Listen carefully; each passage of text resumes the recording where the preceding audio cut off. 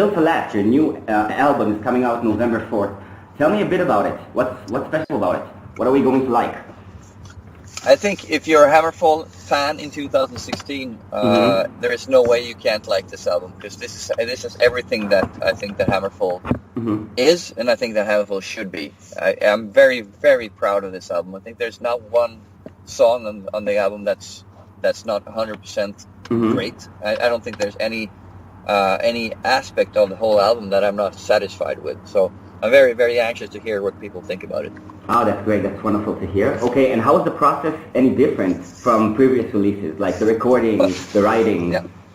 Well, the similarities between Revolution was that we did the recording exactly the same way. We recorded drums and the guitars and bass in my studio, Castle Black, and we recorded the vocals together with James Michael in LA, and Fredrik Nordstrom, who was involved with the drums and the setting of the sound for the guitars and everything. He did the mix at the end in his studio, Fredman. So those two, that was exactly the same way we did both Revolution and Built to Last. What separated the two was that for Revolution, I had a long time to write songs. For Built to Last, I didn't have a lot of time at all, mainly because we were touring so much. I mean, normally we have 6 months, about 6 months, songwriting period. That's all I do during that time. And this time we were doing a lot of tours, a lot of shows everywhere, which meant that the songwriting part for me was much more stressful. I barely made it. I made it in the end, of course, because it's the deadline. You always make it, but it's very stressing sitting there knowing you only have 2 months to write the last 5 songs or whatever it was. So that was a big difference for me in creating the album.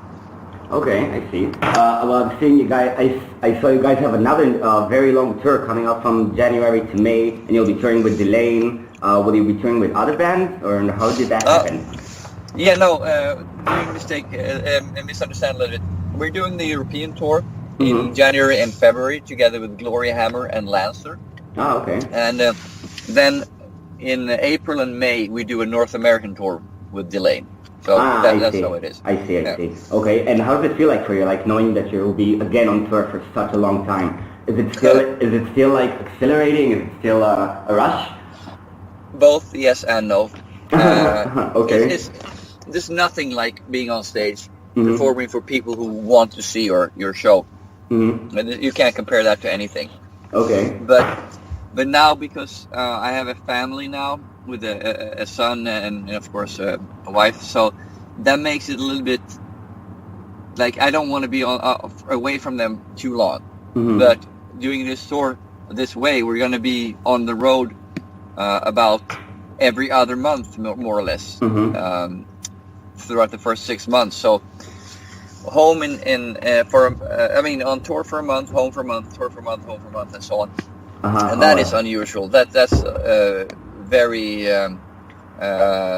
It's going to be hard. You know, I'm looking forward to the actual show, the gigging and everything, but not the monotonous and I know, because I know the boredom is going to come on the road. You know, when the only way I can see my son is through Skype. You know, that's great, but it's not the same thing as being there in the real life, obviously. So I know what it's going to be. I know I'm prepared for it. So we're just going to have to handle it that way, because you know it doesn't matter how difficult life is or how much you miss somebody at home. When you get on stage, all those things just disappear anyway. So that's what I'm really looking forward to. Okay, I see. I want to ask you as well, how's working with Napalm Records? I mean, how supportive are they with Hammerfall? How much are they like pushing you guys to do to be the most creative you can? Well, they let us alone writing the album. I think that's the only thing we would have accepted was, you know, we do this our way. Nuclear Blast was never involved in the the musical direction of Hammerfall either. So, but as far as working with Napalm now in promoting the album and everything, I think they're really, this is exactly what we wanted. A company that's full of ideas. They want to promote the band and the album. They want to make everything bigger. They want to move forward. And so I think it feels really great being with Napalm at this point. Because they turn out to be everything we hoped that they would be. Okay, that's interesting. That's great to hear. Okay, also I want to know, Oscar, it seems like the Swedish scene is stronger than ever, if that's even possible. So how does it feel like, looking back 20 years back, knowing you pioneered it, you've been one of the starters? Yeah, it is a crazy thought that it really is crazy. But I don't know. I mean, when at that time we were all teenagers, when we started out doing this. And no, I don't think anybody really thought that 30 years later we'd be sitting here. I don't think that was on anybody's mind really. But the fun thing is that in November. We have the release of Hammerfall's Built to Last. On the same day is Dark Tranquility's Atoma, whatever the hell the album is called. Yeah. And a week later, it's going to be the new In Flames album. So in the span of 7 days, 3 of the biggest bands to ever come out of Sweden are going to release albums. I think that's pretty fucking fantastic. I do too. I'm a big fan of all 3. And you know what, since you've mentioned those 2 wonderful bands, I want to know, what do you think about In Flames and Dark Tranquility's new material? Well, I've only heard the stuff that, the official stuff that's online, the videos and stuff. But I mean, this is not something I really listen to a lot. I stopped listening to death metal back in, I would say, 95 or so. Wow, okay. Because it was, for me, there was really nothing exciting coming out, and that's why I got tired of that genre too, because everything sounded the same, and the way people were sounding was, I was like a singer, back then. I was a vocalist in Ceremonial Oath, and I wanted to have that screaming type of vocals like the Chuck Schuldiner or John Tardy or that type of vocals. Okay. And everybody was doing the Cannibal Corpse way, where you put 2 hands on the microphone and you go whoa, whoa, whoa, whoa. Yeah. And I fucking hated that, because anybody can do that. It doesn't, if you do it with that. And so I really was not interested in death metal at that point, which meant I wasn't really listening to that much to either In Flames or Dark Tranquility over the years. I mean, of course, I heard stuff, seen them live countless of times, but it's not really something I listen to the way I listen to Judas Priest, for example. It's just, I listen to it, and also because I'm such good friends with them, it creates a different, it makes me listen to it in a different way as well. I see.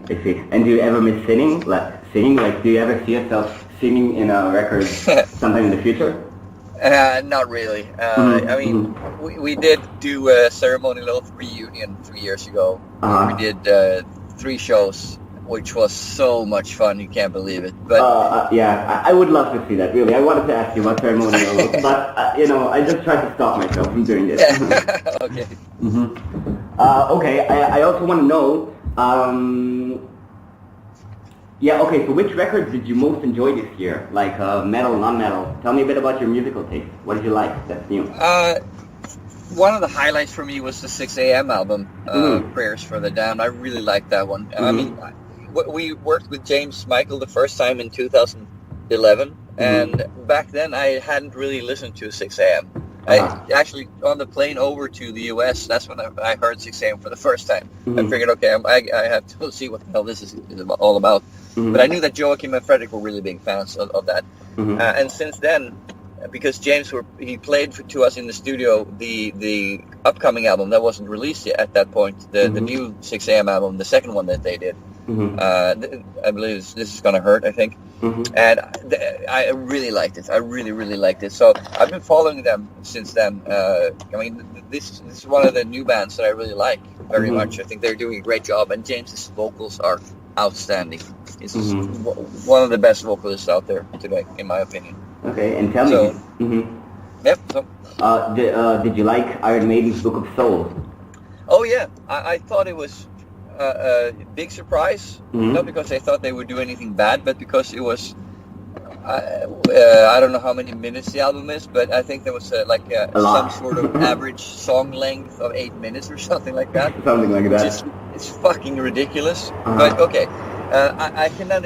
The most when I heard that, because I heard the album is going to be really long before I heard any music from it, and when I actually did hear some music, I was pleasantly surprised that those old guys who've been touring for, or, releasing albums for 40 They whatever pulled years. it off.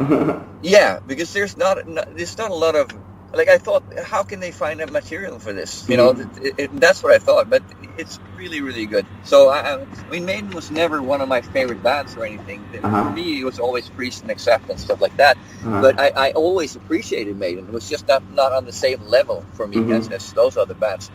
But I've come to, it's impossible not to respect them for everything that they have done and for everything that they do still. The shows that they do. I mean, we went to see them live in Göteborg here in front of like 55,000 people or something like that, and it's such an incredible feeling. You went with a band with your Hammerfall buddies? Only Fredrik. The other guys actually live in Stockholm, all of them. So it's only Fredrik and I are still here in Gothenburg. Oh, I see. Okay, and which albums are you most expecting to coming out this year? I don't really know what's coming out, to be honest. I don't know, too. Of course. Sorry? I don't know, too. What I do look forward to, actually, we're going to have on tour with us is a band called Lancer in Europe. It's a Swedish band, young guys. Very influenced by bands like Hammerfall and Edguy and Stratovarius and that sort of thing. But they're really coming into their own now. And this is a band I've been wanting to have on tour for years. They only have one album out. They're bringing out their second album on Nuclear Blast, I think, around the time of the tour starts. So it's very good timing for that.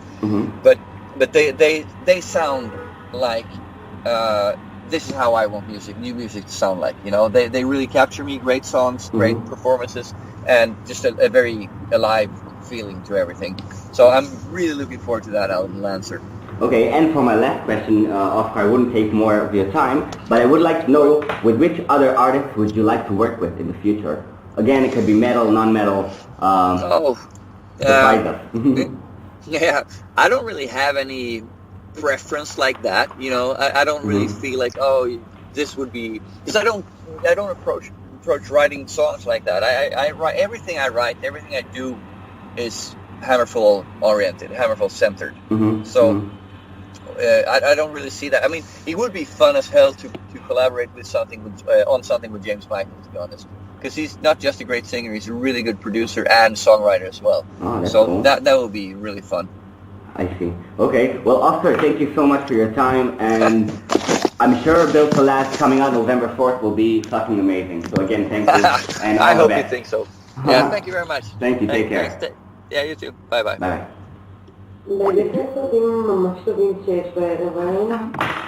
Awesome, no? Right on. נכון, זה היה רעיון טוב. נכון, בזכות הפגם, תודה.